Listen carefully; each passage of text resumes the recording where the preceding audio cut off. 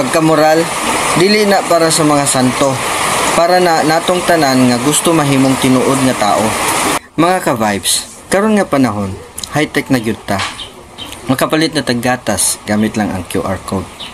Pero ang gatas wala na sa pamilya, naadto na sa laing balay. Ang relasyon dali na kaayo. Hi sa Messenger, heart emoji, dayon uyab na mo. Pagkaugma, naglakay na mo. Maong ang pangutana karon, asa na ang morality sa bag-ong henerasyon? Asa na ang values sa pamilya?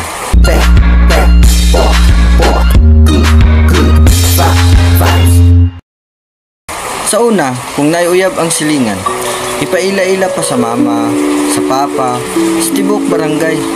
Karong panahon na, secret relationship, murag underground movement. Sa una, ang pagpanlaki o pagbabayi dakong iskandalo. Karon, trending sa TikTok, hashtag kabitan goals. Mura na taga-tuo nga ang loyalty kay old school. Ang commitment kay pang-radyo drama na lang. Unsa naman ta oy? Sa akong tan-aw, dili tungod kay high-tech ta, automatic nga mosamot ta ka moral. Actually, mas nalisang ta. Ang cellphone, mas duol pa nato kaysa sa atong bana o asawa. Ang messenger, mas updated pa kaysa sa tinuod natong partner. Ang scene, mo reply. Pero ang imong partner sa kaminyoon, wa naka-feel. Unsa naman ni oy? Ang moralidad karon, murag wifi signal. Hinay kung walay koneksyon. Unsa man nga koneksyon? Koneksyon sa konsensya, koneksyon sa panimalay, koneksyon sa imong tinuod nga mga prinsipyo. Di nato ni ma-solve sa AI, sa bagong app o sa mga filter. Kaya bitaw nato magpakabuutan online, pero bastos gihapon sa personal.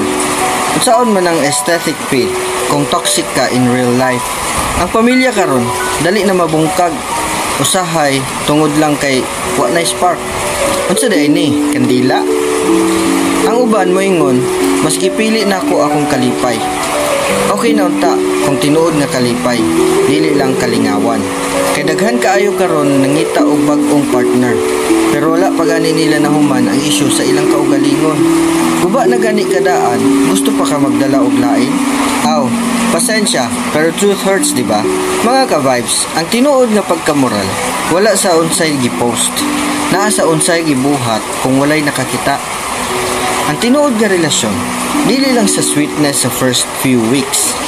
Naa sa pagpadayon bisan na ay stress, tagbaw, ug uban pang kabuang. Ang pamilya, dili lang na picture perfect moment sa Facebook. Ang pamilya kay buhion, alagaan, ampingan. Kay kung pananglitan, ma-high-tech man tatanan, pero low-bat na ang gugma o konsensya. Unsa pa may pulos? Mga ka-vibes, amigo, amiga, dili na to mapungan ang kalibutan nga mausab. Pero pwede ta magpabilin nga tao nga naay baruganan. Pwede man ta mag-TikTok, mag-vlog, mag-chat.